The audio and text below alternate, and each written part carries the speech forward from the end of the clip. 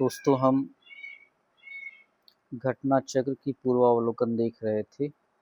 UP PCS में अब तक जो भी आए हुए इतिहास के प्रश्न हैं, हमने पाषाण काल देख लिया है, सैंधव काल, हड़प्पा काल देख लिया है। आज हम वैदिक काल देखेंगे जो यूपी पीसीएस में आए हुए प्रश्न हैं। तो हमारा पहला प्रश्न है, आर्य शब्द इंगित करता है। तो आप अच्छे से जानते हैं आर्य शब्द क्या इंगित करता है? श्रेष्ठ वंश को। इसकी व्याख्या क्या है? आर्य प्राचीन भारत यूरोपीय एवं प्राचीन ईरानी भाषा बोलने वालों के लिए प्रयुक्त शब्द है। वैदिक संस्कृत में आर्य शब्द श्रेष्ठ, शिष्ट अथवा सज्जन तथा नैतिक अर्थ में महाकुल, कुलीन, सभ्य, साधु आदि के लिए प्रयुक्त हुआ है। सायणाचार्य ने अपने ऋग्भाष्य में आर्य का अर्थ विज्ञ, यज्ञ का अनुष्ठान, विज्ञ श्रोता, आदरणीय अथवा सर्वत्र गंतव्य, उत्तम वर्ष, मनु, कर्मयुक्त, कर्मानुष्ठान से श्रेष्ठ आदि बताया है।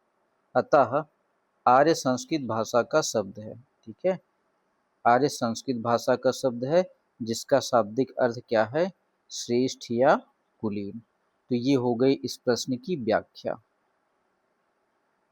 अब हम अगला प्रश्न अपना देखते हैं। तो हमारा अगला प्रश्न है, क्लासिकी संस्कृत में आर्य शब्द का अर्थ है। तो क्लासिकी संस्कृत में एक उत्तम व्यक्ति। ठीक है, क्लासिकी संस्कृत में आर्य शब्द का अर्थ एक उत्तम व्यक्ति है। वैदिक साहित्य में कहीं भी आर्य का एक जाति अथवा विशेष भाषी के रूप में उल्लेख नहीं हुआ है। अगला प्रश्न, सबसे पुराना वेद है तो कौन सा है? ऋग्वेद। भारतीय साहित्य में 4 वेद हैं, ऋग्वेद, सामवेद, यजुर्वेद तथा अथर्ववेद। इनमें ऋग्वेद सर्वाधिक प्राचीन है या प्राचीन माना जाता है। ठीक है, तो अगला प्रश्न हमारा क्या है? त्रयी नाम है। तो त्रयी किसका नाम है? आप अच्छे से जानते हैं, 3 वेदों का। ठीक है, त्रयी किसका नाम है? 3 वेदों का, ऋग्वेद, यजुर्वेद, सामवेद। वेद त्रयी या त्रयी नाम से जाना जाता है। 5वां प्रश्न हमारा क्या है? हमें मिलान करना है। ठीक है, तो ऋग्वेद की अगर बात की जाए तो इसमें स्तोत्र और प्रार्थनाएं हैं। ठीक है, अब यजुर्वेद की बात की जाए तो यजुर्वेद में क्या है? श्रोत एवं कर्मकांड के बारे में जानकारी दी गई है। सामवेद ये संगीतमय स्रोत है और अथर्ववेद तंत्र मंत्र एवं वशीकरण। तो A4B2 ऑप्शन ए हमारा सही हो गया। इसकी व्याख्या हम देखते हैं। ऋग्वेद में स्तोत्र एवं प्रार्थनाएं हैं। इसमें कुल 1028 सूक्त तथा 10,522 ऋचाएं या मंत्र श्लोक हैं। यजुर्वेद में स्तोत्र एवं कर्मकांड वर्णित हैं। सामवेद के पद गेय रूप में संगीत में स्रोत हैं जिनको उद्गाता पुरोहित द्वारा गाया जाता है। ठीक है, किसकी बात कर रहा है? सामवेद। सामवेद का पुरोहित कौन है? ठीक है, उद्गाता। अथर्ववेद में कुल 200 अध्याय एवं 730 सूक्त हैं। तंत्र मंत्र एवं वशीकरण के संदर्भ में साक्ष्य हैं। इसका अथर्ववेद का। अगला प्रश्न हमारा क्या है? ठीक है, अगला प्रश्न हमारा है, निम्नलिखित में से किसका संकलन ऋग्वेद पर आधारित है? तो ऋग्वेद पर किसका संकलन आधारित है? सामवेद पर। व्याख्या देखते हैं। सामवेद में कुल 1875 ऋचाएं हैं, जिनमें से सामान्य मत के अनुसार 75, जबकि कुछ विद्वानों के अनुसार 99 को छोड़कर शेष सभी ऋग्वेद में भी उपलब्ध हैं। अतः सामवेद का संकलन ऋग्वेद पर आधारित है। ठीक है, तो सामवेद में टोटल कितनी ऋचाएं हैं? 1875, जिसमें से 75 अथवा 99 को छोड़कर बाकी सारी कहाँ मिल जाती हैं? हमें ऋग्वेद में मिल जाती हैं। इसी वजह से ठीक है, सामवेद को बोला जाता है कि ये ऋग्वेद पे आधारित है। अगला प्रश्न हमारा क्या है? निम्नलिखित में वैदिक साहित्य का सही क्रम कौन सा है? तो वैदिक साहित्य का सही क्रम कौन सा है ये हमें बताना है। तो सबसे बाद में आपको अच्छे से पता है कि उपनिषद होगा, ठीक है, वैदिक संहिताएं, ब्राह्मण, आरण्यक, उपनिषद। तो ऑप्शन 1 सही लग रहा है। आइए देखते हैं इसकी व्याख्या।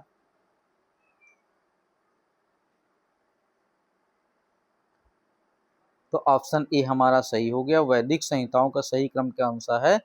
वैदिक संहिताएं, ब्राह्मण, आरण्यक और उपनिषद। ठीक। गोपत ब्राह्मण संबंधित है, किससे संबंधित है? अथर्ववेद से। ठीक है। व्याख्या।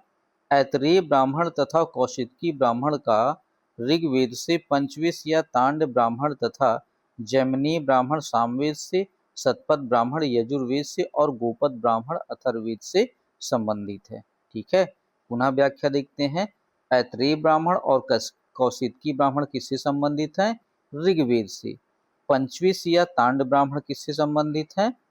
पंचविश या तांड ब्राह्मण तथा साथ में जैमिनी ब्राह्मण ये संबंधित हैं सामवेद से। शतपथ ब्राह्मण यजुर्वेद से और गोपत ब्राह्मण किससे संबंधित है? अथर्ववेद से। ठीक है। अगला प्रश्न हमारा, उपनिषद पुस्तकें हैं, तो उपनिषद पुस्तकें दर्शन पे आधारित हैं, इन्हें क्या कहा जाता है? वेदांत भी कहा जाता है। अगला प्रश्न, तो अगला प्रश्न हमारा है, निम्नलिखित में से किस एक वैदिक साहित्य में मोक्ष की चर्चा मिलती है? तो मोक्ष की चर्चा किसमें मिलती है? उपनिषद में। वेदों में मोक्ष शब्द प्रयुक्त नहीं हुआ है, ध्यान दीजिएगा, वेदों में मोक्ष शब्द प्रयुक्त नहीं हुआ है। उपनिषदों में प्रथम बार मोक्ष की चर्चा मिलती है। यह शब्द श्वेताश्वर उपनिषद में पहली बार सॉरी पहली बार आया है। ठीक है। 11वां प्रश्न हमारा क्या है? अध्यात्म ज्ञान के विषय में नचिकेता और यम का संवाद किस उपनिषद में प्राप्त होता है? तो किसमें हमें यम और नचिकेता संवाद मिलता है? कठोर उपनिषद में। व्याख्या देखते हैं। कठोपनिषद में यम और नचिकेता का संवाद उल्लिखित है। इसमें आचार्य यम के नचिकेता को उपदेश दिया है, न इस आत्मा का कभी जन्म होता है और न इसकी कभी मृत्यु होती है, यह अजन्मा, नित्य तथा शाश्वत है। कठोर उपनिषद कृष्ण यजुर्वेद का उपनिषद है। ठीक है। कठोर उपनिषद किसका है? कृष्ण यजुर्वेद का उपनिषद है।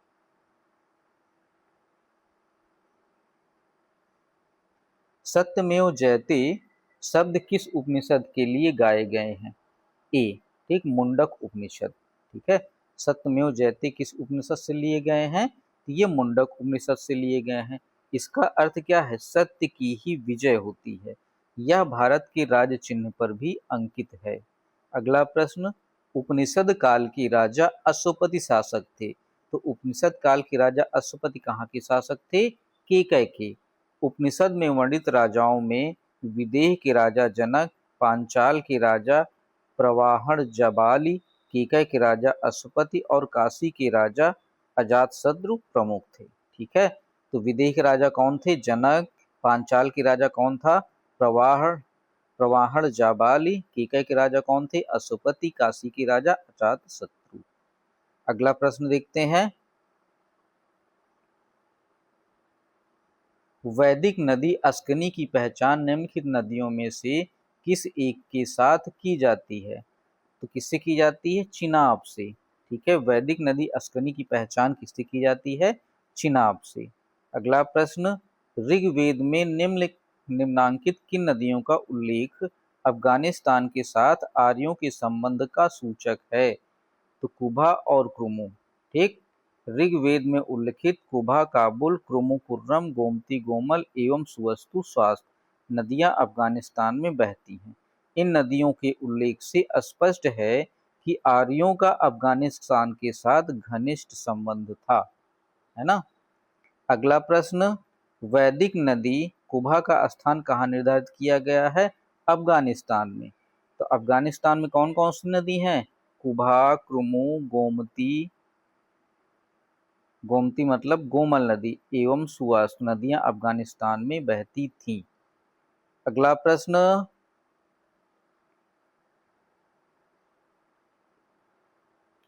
16 हमें मैचिंग करना है, तो डायरेक्ट हम इसकी व्याख्या देख लेते हैं। ठीक। कुबा का आधुनिक नाम काबुल, परुष्णी, रावी, सदानीरा, गंडक, शत्रुदी, सतलज। ठीक। अगला प्रश्न, निम्नांकित नदियों निम्नलिखित वैदिक देवताओं में किसे उनका पुरोहित माना जाता था? ठीक। वैदिक देवताओं में किसे पुरोहित माना जाता था? तो बृहस्पति देवता को पुरोहित माना जाता था।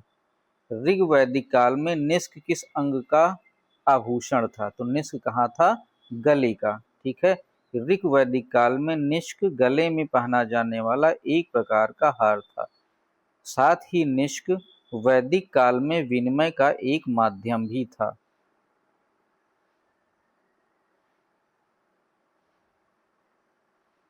वैदिक कालीन प्रशासन में भाग 2 कौन अधिकारी था? राजस्व कर जमा करने वाला अधिकारी। ठीक। वैदिक कालीन प्रशासन में भाग 2 कौन अधिकारी था? राजस्व कर जमा करने वाला अधिकारी। वैदिक कालीन प्रशासन में भाग 2 राजस्व कर एकत्र करने वाला अधिकारी अर्थमंत्री होता था। बोगस कोई महत्वपूर्ण है क्योंकि यहाँ से प्राप्त अभिलेखों में वैदिक देवताओं एवं देवियों का नामोल्लेख प्राप्त होता है। बोगस कोई महत्वपूर्ण है क्योंकि यहाँ से प्राप्त अभिलेखों में वैदिक देवताओं एवं देवियों का नामोल्लेख मिलता है। ठीक। व्याख्या देखते हैं। एशिया माइनर स्थित बोगचकोई से प्राप्त 14वीं शताब्दी ईसा पूर्व के अभिलेख में ऋग वैदिक काल के देवताओं इंद्र, वरुण, मित्र तथा नाशत्य का उल्लेख मिलता है। इससे ज्ञात होता है कि वैदिक आर्य ईरान से होकर ही भारत आए होंगे। ठीक है। ईरान से होकर ही भारत आए होंगे। निम्नलिखित अभिलेखों में से कौन सा ईरान से भारत में आर्यों के आने की सूचना देता है? बोगस कोई 14वीं सदी ईसा पूर्व का एक अभिलेख जिसमें वैदिक देवताओं का वर्णन प्राप्त होता है। कहाँ से प्राप्त होता है? बोगस कोई से। 21वां प्रश्न, निम्नलिखित में से किसने आर्यों के आर्य देश के बारे में लिखा था? तो आर्यों के आर्य देश के बारे में बाल गंगाधर तिलक जी ने लिखा था। बाल गंगाधर तिलक ने आर्यों के आर्य देश के बारे में लिखा था। तिलक ने यह मत व्यक्त किया था कि आर्यों का आर्य देश उत्तरी ध्रुव था, किंतु तिलक का यह मत इतिहासकारों में मान्य नहीं है। अगला प्रश्न हमारा है, जिस ग्रंथ में पुरुष मेघ का उल्लेख है वह है? किसका उल्लेख है? पुरुष मेघ का। तो ये प्रश्न विवादित है।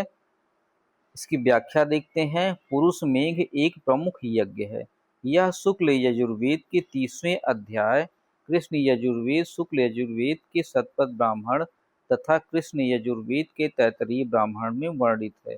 अतः प्रश्न के दिए गए विकल्प में तीनों मौजूद होने के कारण कोई उत्तर नहीं दिया जा सकता। यद्यपि अनेक इतिहासकार केवल शतपथ ब्राह्मण की चर्चा करते हैं। ठीक है। किसकी बात करते हैं?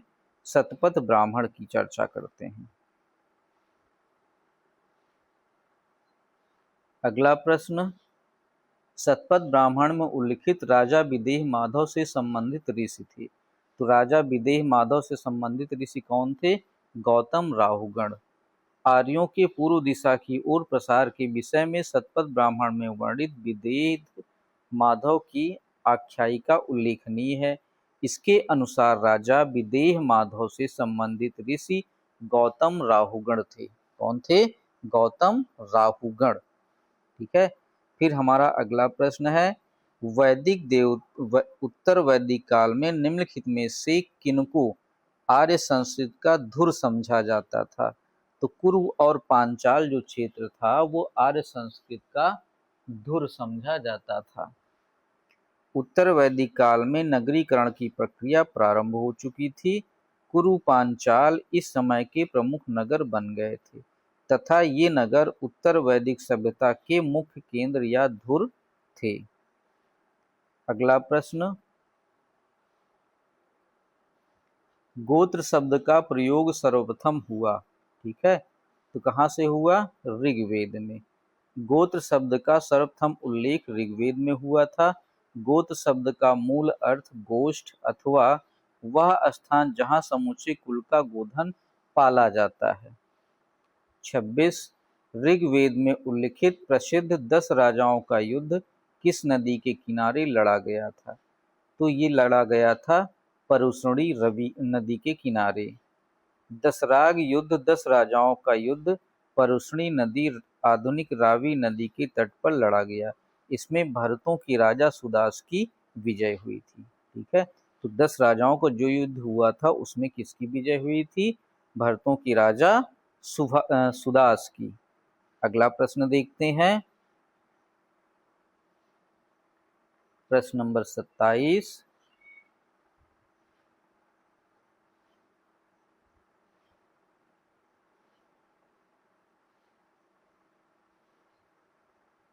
निम्न में किस नदी को ऋग्वेद में मातेत्मा, देवीत्मा एवं नदीत्मा कहा गया है? किसको कहा गया है? सरस्वती को। ऋग्वेद में सरस्वती को मातेत्मा, देवीत्मा एवं नदीत्मा कहा गया है, अर्थात सबसे अच्छी माँ, सबसे अच्छी देवी, सबसे अच्छी नदी। 28 नंबर, उस जनजाति का नाम बताइए जो ऋग्वैदिक आर्यों के पंचजन से संबंधित है। तो ऋग्वैदिक आर्यों की पंचजन से संबंधित है किकट। ऋग्वैदिक आर्यों के पंचजन में यदु, द्रुहु, पुरु, अनु, तुर्वसु शामिल थे। किकट इनसे संबंधित नहीं है। ठीक है, कौन संबंधित नहीं है? किकट।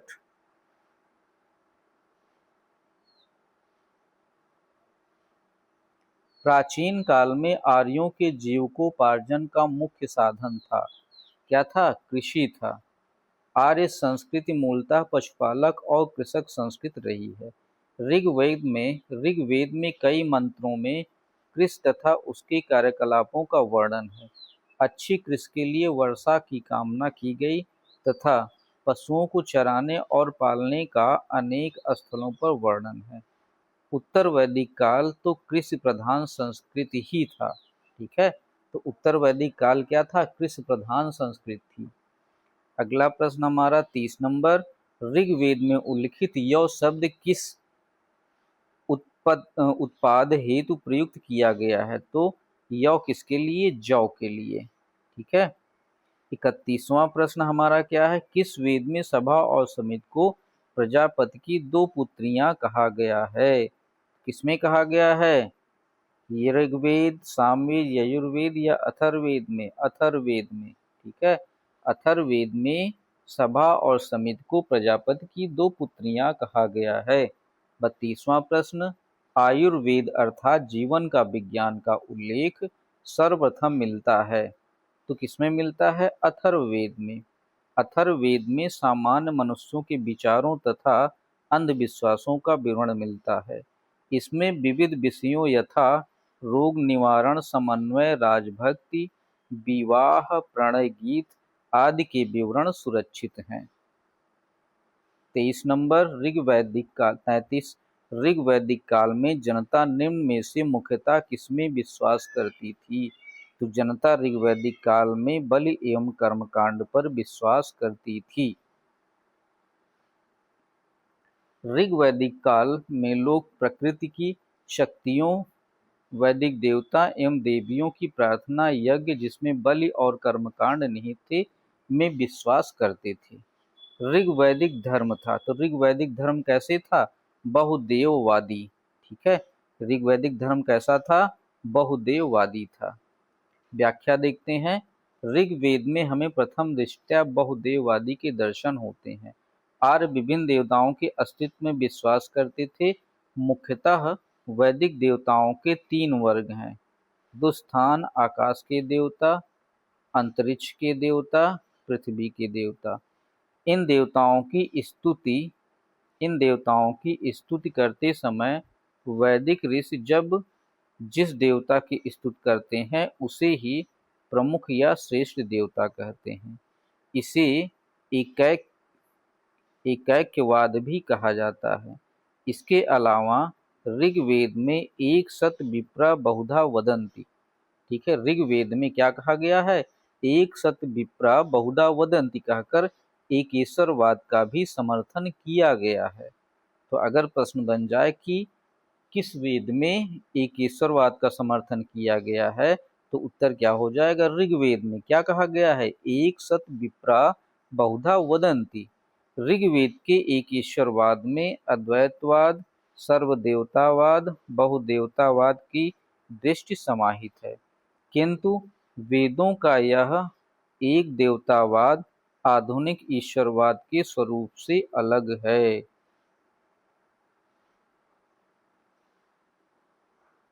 सर्वाधिक ऋग्वैदिक सूक्त समर्पित है, तो किसको समर्पित है? इंद्र को। कितने? 250। ठीक है, इंद्र को कितने समर्पित थे? 250। इंद्र को आर्यों का युद्ध का नेता तथा वर्षा का देवता माना जाता था। ऋग्वेद में अग्नि को कितने समर्पित हैं? 200, और वह इस काल के दूसरे सर्वाधिक महत्वपूर्ण देवता समझे जाते थे। पहले इंद्र, दूसरे अग्नि। ठीक है, ऋग्वेद में युद्ध देवता समझा जाता था किसको? इंद्र को। ऋग्वेद में सर्वाधिक मंत्र संबंधित है, किसको संबंधित है? बताइए। अब जो ऑप्शन है, ऑप्शन के हिसाब से अग्नि हो जाएगा। अगर इंद्र होते तो इंद्र हो जाता। अगला प्रश्न 37 नंबर क्या है? वैदिक देवता इंद्र के विषय में निम्नलिखित जानकारी दी गई है, सही कूट पहचानिए। झंझावत के देवता पापियों को दंड देते थे, नैतिक व्यवस्था के संरक्षक थे, वर्षा के देवता थे। तो यहाँ पे झंझावत और क्या हो जाएगा? वर्षा के देवता। तो ऑप्शन 1 और 4 सही हो जाएगा। ऋग्वेद में इंद्र का वर्णन सर्वाधिक प्रतापी देवता के रूप में किया गया है। इन्हें 250 सूक्त समर्पित हैं। यह ऋग्वैदिक काल में सर्वाधिक लोकप्रिय देवता थे। इंद्र को आर्यों का युद्ध नेता तथा वर्षा आंधी तूफान का देवता माना जाता था।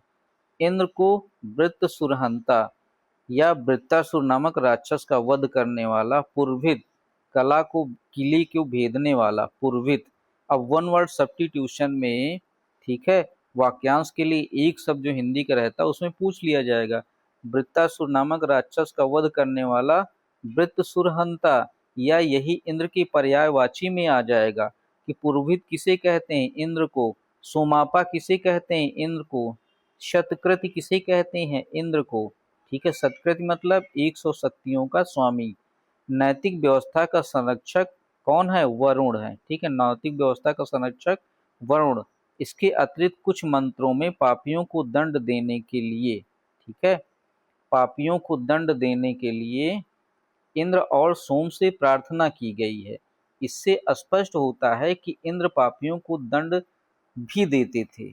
प्रश्न में कथन 1, 2, 4 ना होने की वजह से 1 और 4 उचित हो जाएगा। ठीक, फिर हमारा अगला प्रश्न है 800 से 600 ईसा पूर्व का काल किस युग से जुड़ा था? तो ये 800 से 600 ईसा पूर्व का काल ब्राह्मण युग का था। ठीक है, 800 से 600 ईसा पूर्व का काल ब्राह्मण ग्रंथों में प्रणयन युग से जुड़ा है। प्रायः 7वीं या 6वीं शताब्दी ईसा पूर्व से लेकर 30वीं शताब्दी ईसा पूर्व तक का समय सूत्रकाल कहा जाता है। गायत्री मंत्र के नाम से प्रसिद्ध मंत्र सर्वप्रथम किस ग्रंथ में मिलता है? सी, ऋग्वेद में। ठीक है, किसमें मिलता है? ऋग्वेद में। गायत्री मंत्र ऋग्वेद में उल्लिखित है। इसके रचनाकार विश्वामित्र हैं। यह सब्ऋतु सूर्य देवता को समर्पित है। ठीक है, किसको समर्पित है? सूर्य देवता को। सर्ग, प्रतिसर्ग, वर्ष, मनवंतर और वंशानुचरित संकेतक हैं। किसके संकेतक हैं? सूत्रों के। कौन कौन से? सर्ग, प्रतिसर्ग, वर्ष, मनवंतर और वंशानुचरित। व्याख्या देखते हैं। पुराणों में 5 प्रकार के विषयों का वर्णन सिद्धांत इस प्रकार है: सर्ग, प्रतिसर्ग, वंश, मनवंतर तथा वंशानुचरित। सर्ग बीज या आदि सृष्टि का पुराण है। प्रतिसर्ग प्रलय के बाद की पुनर्सृष्टि को कहते हैं। वंश में देवताओं या ऋषियों के वंश वृक्षों का वर्णन है। मनवंतर में कल्प के महायुगों का वर्णन है। और वंशानुचरित पुराणों के वे अंग हैं जिनमें राजवंश की तालिकाएं दी गई हैं। राजनीतिक अवस्थाओं, कक्षाओं तथा घटनाओं का वर्णन है। ठीक है, तो एक बार फिर से आप देख सकते हैं। प्रतिसर्ग प्रलय के बाद की पुनर्सृष्टि, वंश में देवताओं या ऋषियों के वंश वृक्षों का वर्णन, मनवंतर में कल्प के महायुगों का वर्णन, वंशानुचरित पुराणों के अंग हैं जिनमें राजवंश की तालिकाएं दी गई हैं। पुराणों की संख्या है, तो पुराणों की संख्या कितनी है? 18। ठीक है, पुराणों की संख्या कितनी है? 18। इसकी रचना, पुराणों की रचना लोमहर्ष ऋषि और उनके पुत्र उग्रश्वा द्वारा की गई है। महाभारत मूलतः किस रूप में जानी जाती है? तो ये जानी जाती है जय संहिता के नाम से। महाभारत में प्राचीन रचना काल में 8800 श्लोक थे और इसे जय संहिता के नाम से जाना जाता था। महाभारत का दूसरा संस्करण भारत था, जिसमें श्लोकों की संख्या 24,000 थी। वर्तमान महाभारत में 1,00,000 श्लोक प्राप्त हैं। यह इसका अंतिम संस्करण है, जिसे सतसहस्त्री संहिता या महाभारत भी कहा गया है। ठीक है, सतसहस्त्र संहिता या महाभारत भी कहा गया है। ऋग्वेद की मूल लिपि क्या थी? बहुत ही इंपॉर्टेंट प्रश्न है। तो ऋग्वेद की मूल लिपि कैसी थी? ब्राह्मी थी। ऋग्वेद की मूल लिपि ब्राह्मी थी। ऋग्वेद में कुल 10 मंडल हैं तथा 1028 सूक्त हैं। ऋग्वेद के पुरोहित को होता कहा जाता था। वैदिक कर्मकांड में होता का संबंध है ऋग्वेद से। ठीक, अवेस्ता और ऋग्वेद में समानता है। अवेस्ता किस क्षेत्र से संबंधित है? ईरान से। ठीक है, तो अवेस्ता किस क्षेत्र से संबंधित है? ईरान से। अवेस्ता और ऋग्वेद दोनों भाषिक समानताओं के कारण आर्यों की सभ्यता से संबंधित माने जाते हैं। अवेस्ता ईरान के क्षेत्र से संबंधित है। 45 नंबर, ऋग्वेद में कई परिच्छेदों में प्रयुक्त अघन्य शब्द संदर्भित है। अघन्य गाय के लिए है। आप अच्छे से जानते हैं, अघन्या माना जाता था ना काटने वाली वस्तु। ठीक, तो ऋग्वेद में अघन्या ना मारे जाने योग्य माना जाता था। गाय की हत्या अथवा उसे घायल करने वाले व्यक्ति को मृत्युदंड तथा देश निकाला की व्यवस्था वेदों में की गई है। अगला प्रश्न 46, ऋग्वैदिक काल के प्रारंभ में निम्न में से किसे महत्वपूर्ण मूल्यवान संपत्ति समझा जाता था? गाय को। गाय एक विनिमय का साधन था। ऋग्वैदिक काल के प्रारंभ में गाय को महत्वपूर्ण संपत्ति समझा जाता था। इस काल में गायें मुख्यतः विनिमय का माध्यम होती थी। ऋग्वेद में कुछ सूक्तों में गाय को देवता के रूप में कल्पित किया गया है। किस रूप में कल्पित किया गया है? देवता के रूप में। अगला प्रश्न हमारा 47 नंबर, भारत के किस स्थल की खुदाई से लौह धातु के प्रचलन के प्राचीनतम प्रमाण मिले हैं? कहाँ से? बी से मिले हैं, अतरंजी खेड़ा। ठीक, तो अहिच्छत्र, अतरंजी खेड़ा, आलमगीरपुर, मथुरा, रोपड़, श्रावस्ती, काम्पिल्य आदि स्थलों की खुदाई से लौह युगीन संस्कृत के अवशेष प्राप्त हुए हैं। अतरंजी खेड़ा से लौह धातु मल तथा धातु शोधन में प्रयुक्त होने वाली भट्टियां मिली हैं, जिनसे यह संकेत मिलता है कि यहाँ लौह धातु को गलाने का कार्य स्थानीय रूप से होता था।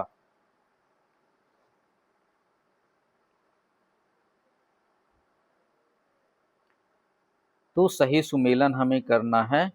ठीक है, सिंधु घाटी सभ्यता नगरीय थी। उत्तर वैदिक समाज कृषक था। ऋग्वैदिक समाज चारगाह था। मध्यकाल जमींदारी थी।